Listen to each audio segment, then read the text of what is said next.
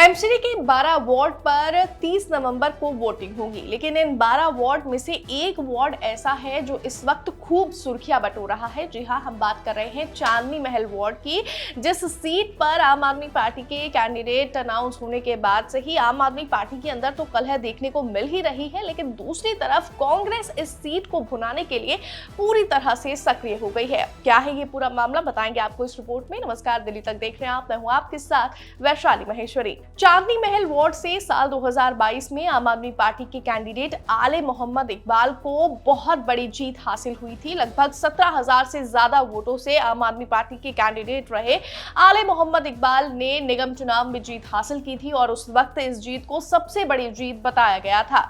हालांकि जब साल 2025 में विधानसभा चुनाव हुए तो आले मोहम्मद इकबाल को विधायक की टिकट पर चुनाव लड़वाया गया और आले मोहम्मद इकबाल ने एक बार फिर जीत हासिल की, जिस वजह से पार्षद की सीट यहां पर खाली हो गई। और अब जब नोटिफिकेशन आया इस सीट पर चुनाव का, तो इस सीट पर पूर्व विधायक रहे शोएब इकबाल, जो कि आले मोहम्मद इकबाल के पिता हैं, उन्होंने आम आदमी पार्टी से अपने पसंदीदा कैंडिडेट को चुनाव में उतारने की गुजारिश की। लेकिन आम आदमी पार्टी का स्टैंड क्लियर था कि आम आदमी पार्टी यहां पर किसी बाहरी व्यक्ति को चुनाव नहीं लड़ाएगी। इस बार सिर्फ आम आदमी पार्टी के जो कार्यकर्ता हैं, सिर्फ उन्हीं को इस चुनावी मैदान में उतारा जाएगा, जिस वजह से जैसे ही अनाउंसमेंट हुआ कैंडिडेट का, शोएब इकबाल ने आम आदमी पार्टी की सदस्यता से इस्तीफा दे दिया।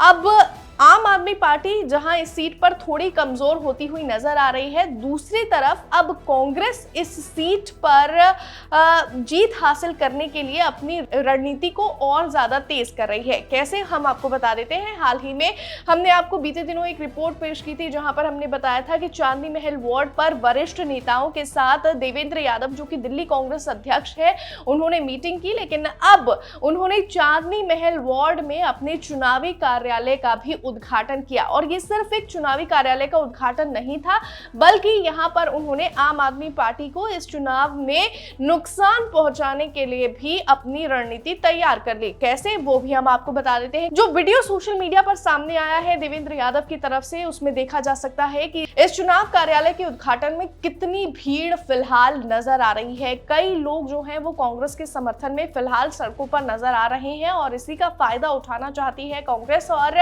जहां आम आदमी पार्टी इस सीट पर थोड़ी कमजोर होती हुई नजर आ रही है, क्योंकि उनकी पुरानी न्यू लीडरशिप है, उसने आम आदमी पार्टी से हाथ पीछे खींच लिया है और अपना निर्दलीय उम्मीदवार चुनाव में उतार दिया है। और कांग्रेस ये चाह रही है कि आम आदमी पार्टी चूंकि कमजोर हो रही है, तो वहां पर ये फायदा उठाया जा सके। यहाँ हम आपको बता दें कि चांदनी महल वार्ड जो है वो मुस्लिम बहुल इलाका है, अधिकतर वोटर्स यहाँ पर मुस्लिम हैं। और साल 2025 के विधानसभा चुनाव की बात अगर मैं करूं तो 2025 में आम आदमी पार्टी के मुस्लिम वोटर्स में काफी ज्यादा कमी देखी गई थी और काफी वोटर्स आम आदमी पार्टी से नाराज नजर आए थे, जिसका जो असर है वो उनके वोट शेयर पे भी नजर आया था। और इसी चीज का फायदा इस सीट पर कांग्रेस उठाना चाहती है। और ये भी अपने चुनाव कार्यालय के उद्घाटन के दौरान देवेंद्र यादव ये भी कहते हुए नजर आए कि 30 साल से यहाँ पर एक ही परिवार का राज था, जिस वजह से इस इलाके में किसी भी तरह का